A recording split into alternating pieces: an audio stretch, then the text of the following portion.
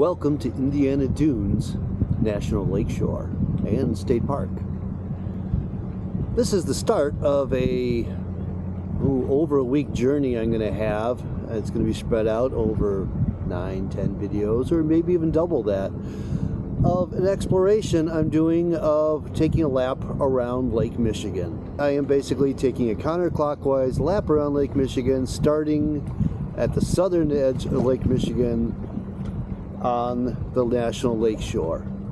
Now, behind me here is part of that National Lakeshore and this long jetty coming out to protect a harbor in there. But over between me and most of the rest of the lakeshore, she was steel for now. And from here, I can kind of see Chicago. I'm going to be spending the night in the National Lakeshore's campground. There is also a state park campground here. Now my starting point here is Portage, Lakefront, and Riverwalk. And as the name implies, besides having access along the water here, there is a little beach over there. There is also this Riverwalk. Now I'm making this trip in a counterclockwise motion around the lake, mainly to focus on Michigan itself. I've done Wisconsin. It's not a Lake Michigan circle tour, because that would imply I'm hugging the coastline all the way around. I have no intention of doing that. I plan on exploring the Mitten a little bit more, and throughout the next many videos, I'm going to see how many different kinds of waterfront camping, or close to the waterfront, I can come up with each different night to try to really expand out what this kind of journey is like, or has the potential to be.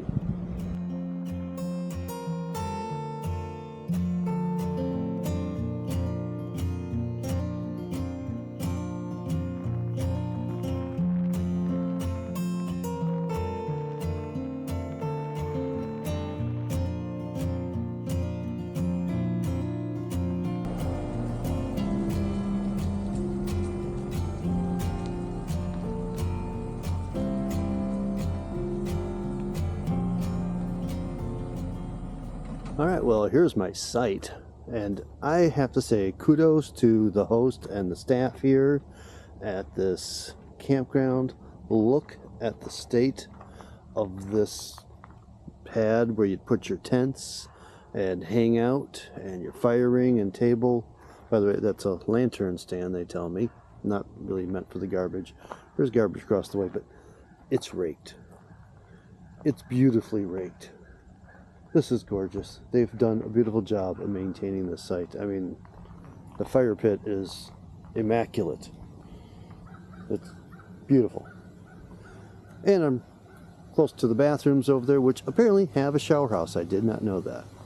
I've made it down to Lake Michigan from the campground, and it's a pretty straight shot. Well, I take you to the map, but I got somebody guarding the map right here. So, how do I get there? Nope. Okay, there we go.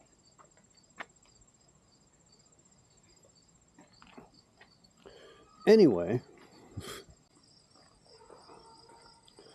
the most important thing to know is along Lakeshore Drive here, there is a community called Beverly Shores.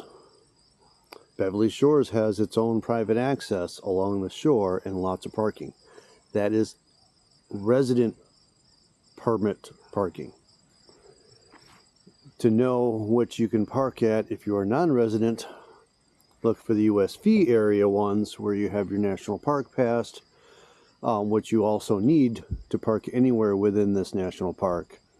Those parking lots you can use, and I'm very close to the other ones. But what is also right here, besides this great big beach access we have here, Chicago's right off over there. You can actually kind of see the hazy outline right now. But what's going on down the street here is really kind of cool.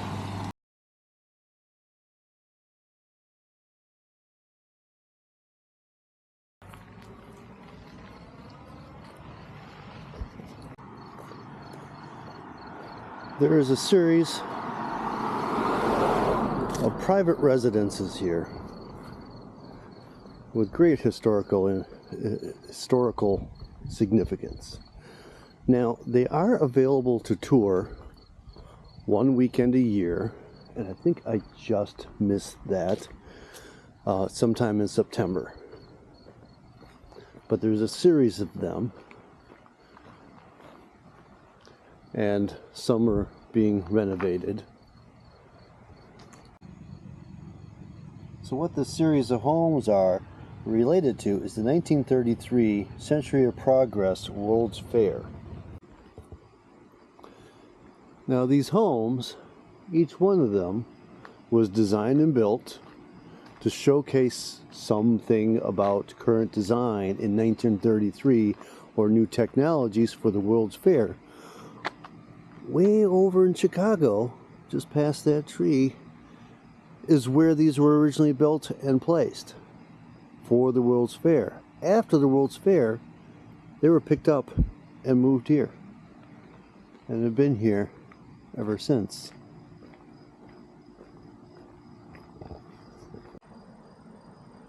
So this one under renovation was the House of Tomorrow, America's first glass house.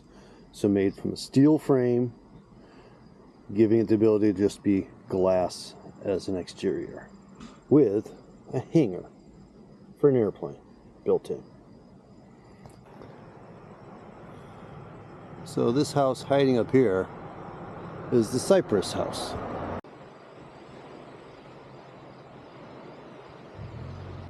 This one was designed to show how well cypress as a wood will last eternally. For more information, scan the QR code.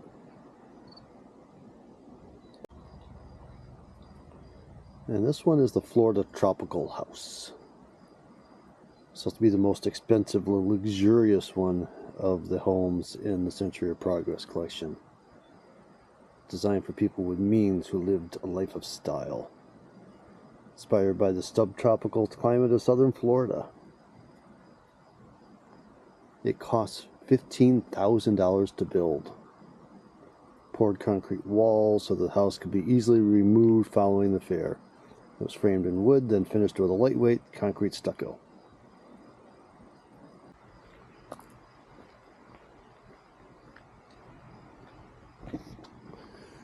This was designed as a mass-produced and affordable home, manufactured for $4,500 by Insulated Steel Incorporated. Corrugated steel panels, designed to go up fast and cheap.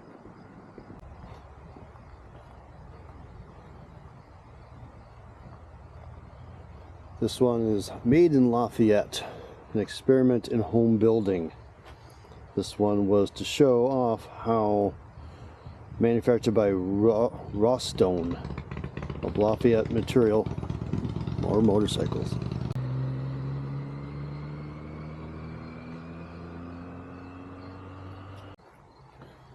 Gotta say, this is a very busy little road.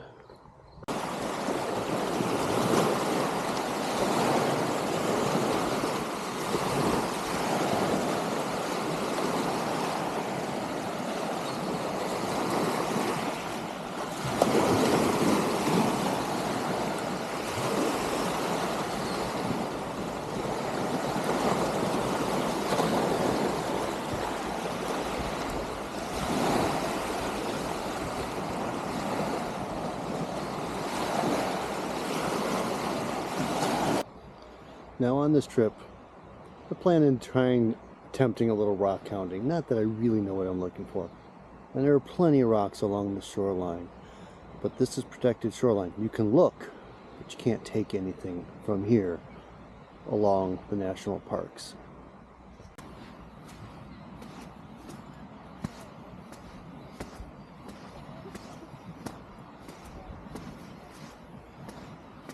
I'm off to try and check out the Dune Ridge Trail.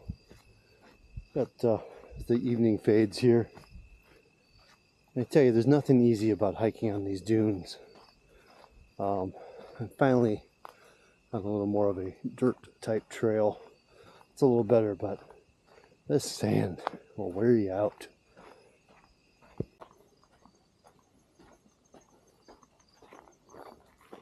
Well, that hike wasn't as fruitful as I'd hoped.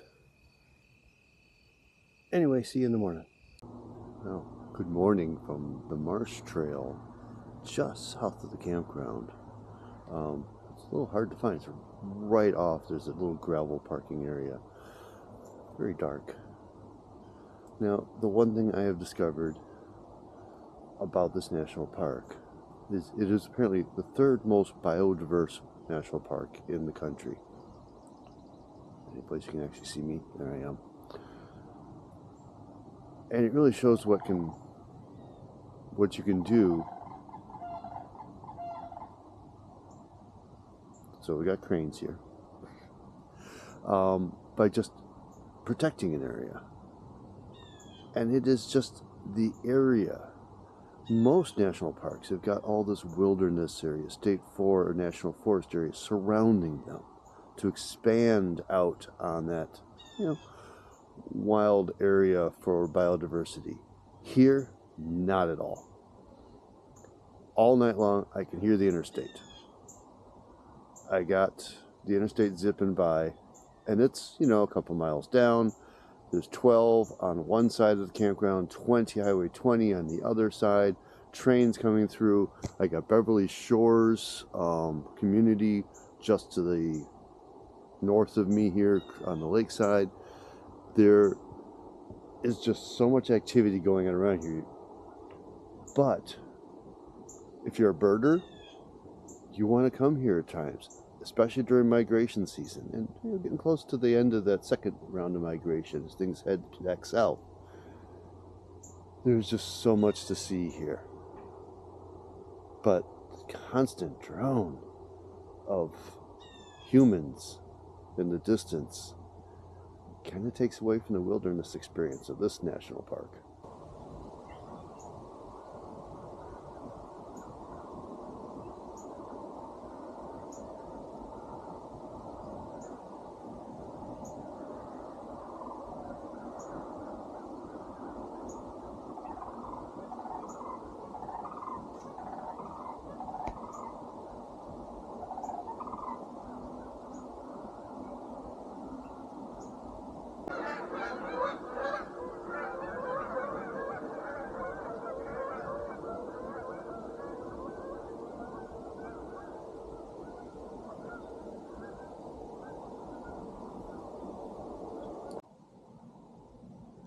Well, I took a wrong turn on the way back, which was a happy accident because it took me closer to the handicap parking, which brought me to this little viewing platform, which is where I really wanted to be this morning for sunrise and being able to see the waterfall out there. But I've already missed all the geese have left, cranes have left, but there's still plenty of other critters out there.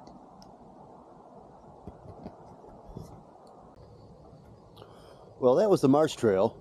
Now I am down the road a bit. Oh, by the way, Beverly Shores, if you get the chance and you're here, go get lost in their neighborhoods.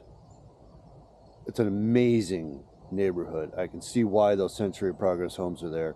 There's so much more like that in windy, twisty, hilly homes, very exclusive, narrow roads, no stopping and parking, just sort of wander through. It's really worth just taking a simple little drive.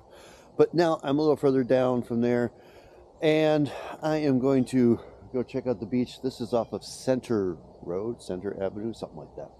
Let's go check out the beach.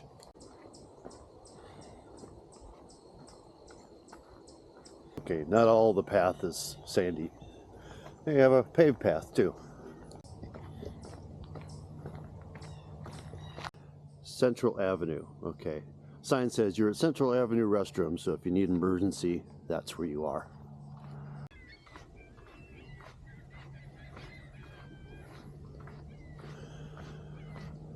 Got a power plant over in Michigan City there.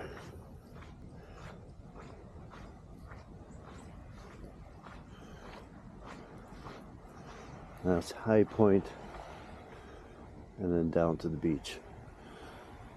Now, I watched the video at the visitor center, and they were very much focused on the beach erosion at the time, and that must have been in 2020 because the Lake Michigan water levels are much higher, and I'm sure all of this was underwater at that point.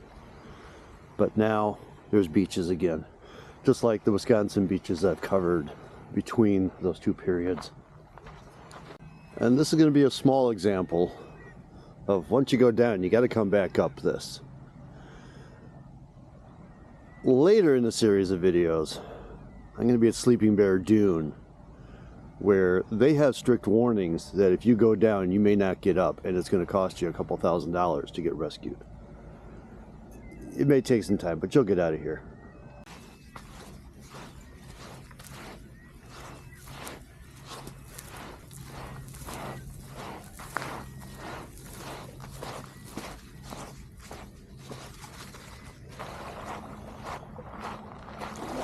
I'm always amazed when I'm on the Great Lakes and they're glassy. It's just not how I envision them. The water is incredibly clear.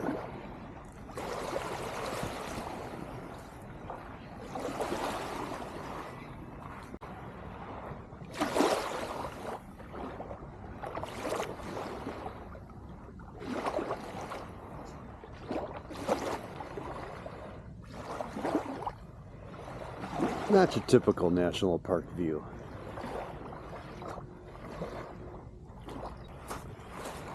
But looking at this water, it does show what protecting a place can do. So from the very southern edge of Lake Michigan, that's my look at Indiana Dunes National Park / National Lakeshore / State Park over there, which I did not visit. In the state park, I think that's where all the 3 dune challenges is, where there's boardwalks and things that go up to what they call mountains, some big tall dunes where you might get some more vista views. Not going to be very helpful when it's all haze in the distance. Apparently, we're still getting haze down here from Canadian wildfires. I got that from the woman who checked us in yesterday at the campground. So can barely even see the Chicago skyline from here. It's one of those things where, yes, we're on the curve of the earth, you can barely see it, but you can usually see that it's there in the taller buildings, but it's not there this morning at all. So, like I said, this is the first of a series I'm doing as I'm going to work my way around the lake. I got several days just in the mitten of Michigan first, working my way up, all the way up into the UP again, and then back around. So if you're interested in that, subscribe to my channel so you can get those rest of these videos. I'm going to alternate between the touring video and then the campground tour. So I've done a campground tour here in the national park. I'll have that as a separate video for you probably in a couple days. So that's how I'm going to set up this tour. So thanks for coming along. I hope it was useful. Hope you got a sense of whether you want to come down here or not. If you're in the area, it's worth a stop. It's kind of interesting, but you got to have your national park passes to explore that. So I'll see you in the next one. Get on out there and enjoy the surf.